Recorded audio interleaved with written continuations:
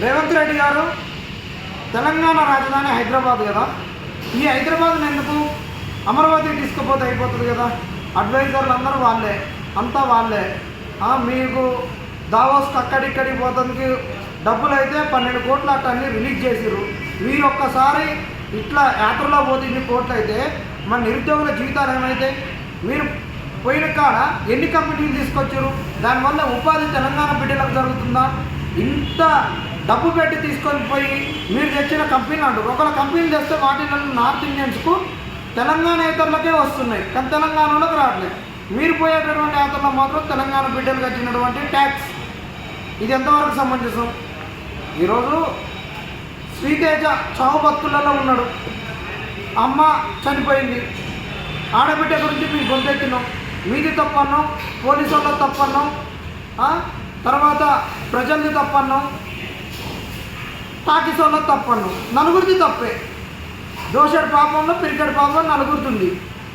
కానీ అక్కడ ఆ బిడ్డ గురించి మీరు మాట్లాడారు అసెంబ్లీలో, అంత మంచిదే.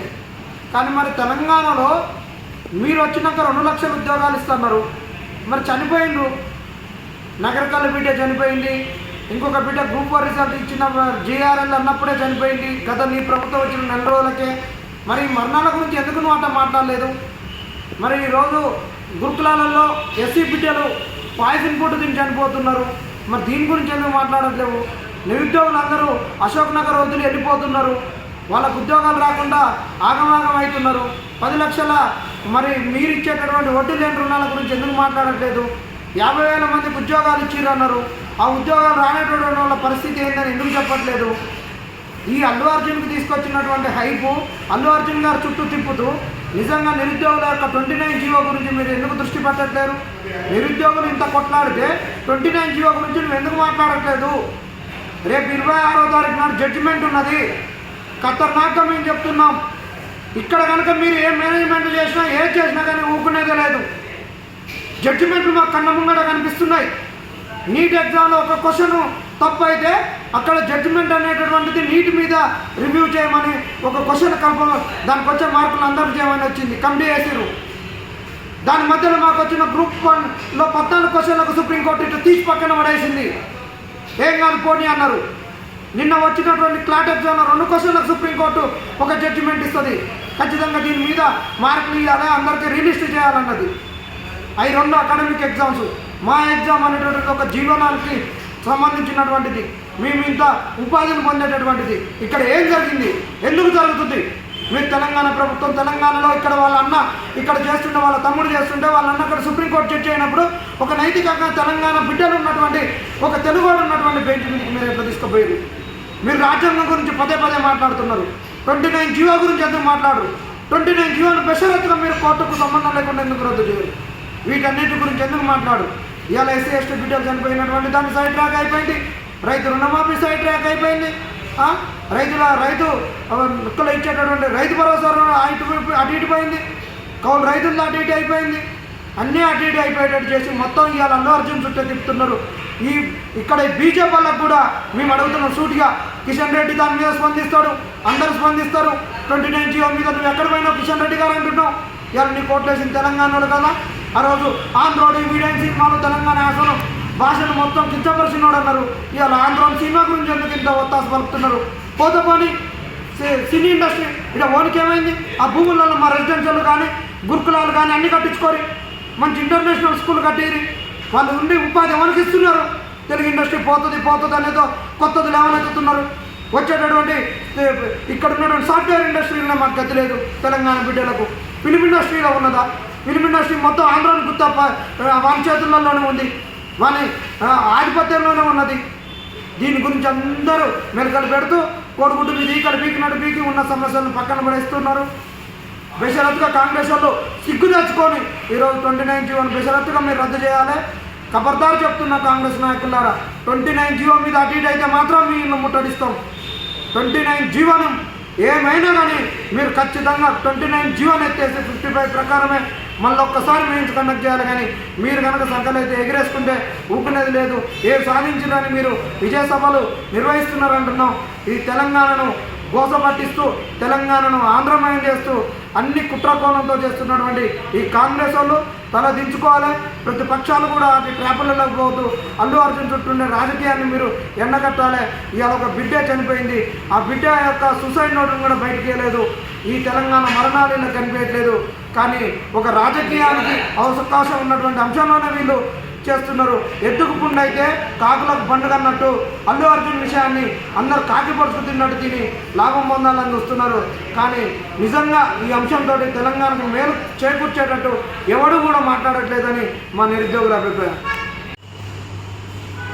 విఆర్ఓ నోటిఫికేషన్స్ గురించి అందరూ ఎదురు చూస్తున్నారు. నిన్న ఒక సర్క్యులర్ రిలీజ్ చేసిరు ప్రభుత్వము. ఆ సర్క్యులర్లో ఏం చెప్పారంటే విఆర్ఓలను విఆర్ఏలను వీళ్ళిద్దరిని కూడా తీసుకుంటాం అన్నారు. వీళ్ళిద్దరి నుంచి వాళ్ళకు మేము జాయిన్ అవుతాము అనేటటువంటిది ఒక గూగుల్ ఫామ్ నింపండి, మిమ్మల్ని కొత్తగా పునరుద్ధరించినటువంటి విలేజ్ లెవెల్ ఆఫీసర్గా విఎల్ఓలుగా మిమ్మల్ని రిక్రూట్ చేసుకుందాం అన్నారు.